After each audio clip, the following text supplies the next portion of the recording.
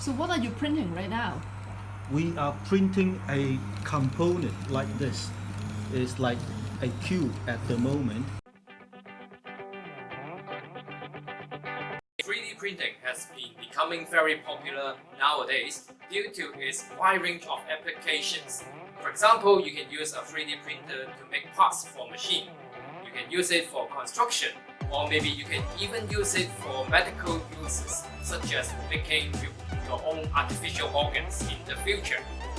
The SCNC 1111 team is very glad to have received funding from the Faculty of Science to make our own 3D printer at a very reasonable cost, which should also be very accessible to everyone.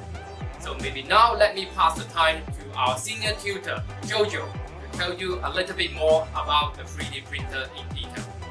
I'm Jojo, a senior tutor of SCNC 1. I'm glad to introduce you one of the applications of Arduino, a 3D printer. First of all, what is an Arduino? Arduino is a software and hardware company. We have produced a single board microcontrollers which controls a wide range of digital devices.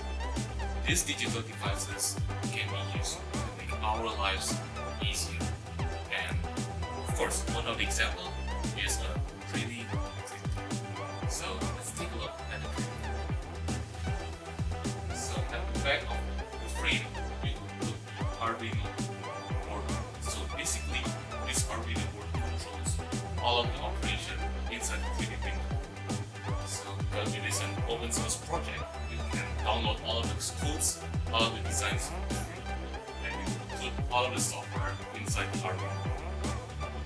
And if you notice the whole structure of the 3D printer, the yellow parts here and the blue parts in the front are all made of plastic. So these parts are actually printed using a 3D printer. Let me show you how it works.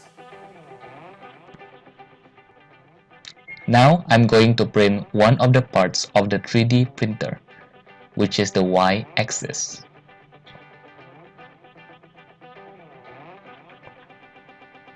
This is the 3D image of the y-axis.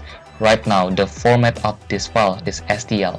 The format of this file is .stl. We need the help of another software to convert it into a gcode file. Right now, I'm opening Slicer.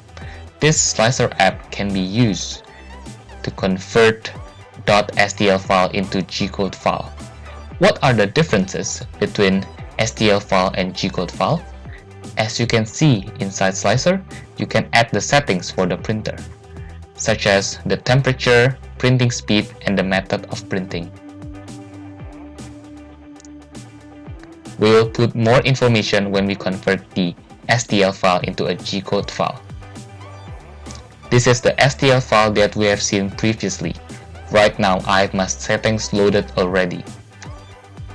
I will just directly convert it into a gcode file. This gcode file can be loaded into another software called Pronterface. We will now open Pronterface.